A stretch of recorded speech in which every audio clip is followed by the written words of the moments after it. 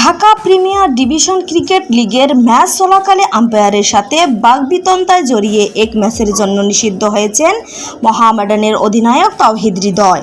আবাহনীর বিপক্ষে ম্যাচ চলাকালে মেজাজ হারিয়ে আম্পায়ারের সাথে তর্কে জড়ান হৃদয়। আবাহনীয় মোহামেডান ম্যাচের আবাহনীর ইনিংসের ৮ ওভারে বল করেছিলেন ইবাদত হোসেন চৌধুরী।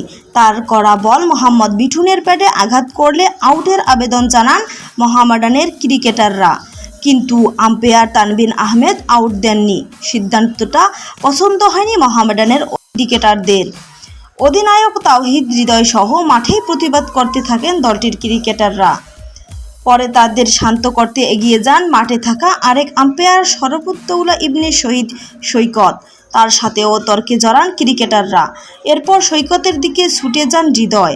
আঙুল উঁচিয়ে কথা বলতেও দেখা যায় তাকে। পরিস্থিতি সামাল দিতে তখন এগিয়ে আসেন মোহামেডানের অভিজ্ঞ ক্রিকেটার মুশফিকুর রহিম, অলরাউন্ডার মেহেদী হাসান মিরাজ এবং আবাহনীয় ক্রিকেটর জাতীয় দলের টেস্ট ওয়ানডের অধিনায়ক নাজমুল হোসেন শান্ত।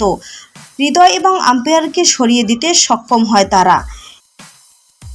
লেভেল 2 পর্যায়ের অপরাধের জন্য 50,000 টাকা জরিমানার পাশাপাশি এক ম্যাচ নিষিদ্ধ হয়েছেন হৃদয়।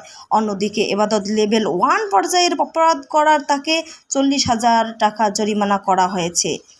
ম্যাচ শেষে হৃদয় বলেছেন, যেটা ঘটেছে সব কিছু ব্যাখ্যা করতে পারবো না, কিন্তু হিট অব দ্য মোমেন্টে অনেক কিছুই হয়, তারাও ভুল করে, কিন্তু আমার কাছে যেটা মনে হয় তারা ভুল করতেই পারে, মানুষ মাত্রই ভুল করে, আমরাও করব, কিন্তু আমার কাছে মনে হয় ভুলটা স্বীকার করা উচিত। আমি যদি ভুল করি আমি স্বীকার করব, কিন্তু আপনি যদি ভুল স্বীকার না করে বলেন এটা ভুল নয়, তাহলে হবে না। তিনি আন্তর্জাতিক আম্পায়ার, আমরা তাকে সম্মান করি, আমরাও আন্তর্জাতিক ক্রিকেটার। এমন ম্যাচে 2-1টা সিদ্ধান্ত অনেক বড় ব্যবধান করে দিতে পারে।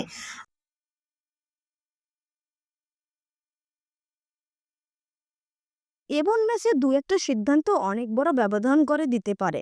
আন্তর্জাতিক ক্রিকেটেও তো এমন অনেক দেখেছি। ঘরোয়া ক্রিকেটে তো এর চেয়ে আরও বাজে হতো। এখন তো সেটাও হয় না। ডে বাই ডে আমরা খেলোয়াড়রা তাদের অনেক সম্মান করি। কিন্তু আমাদের খেলোয়াড়দের দোষ দিলে হবে না। জাস্টিফাই করলে আমার কাছে মনে হয় দুপাশ থেকেই দেখা উচিত। সুপার লিগে প্রথম ম্যাচে খেলা হবে না হৃদয়ের। ফলে সেই ম্যাচে নতুন অধিনায়ক নিয়ে খেলতে হবে মোহামেডানকে।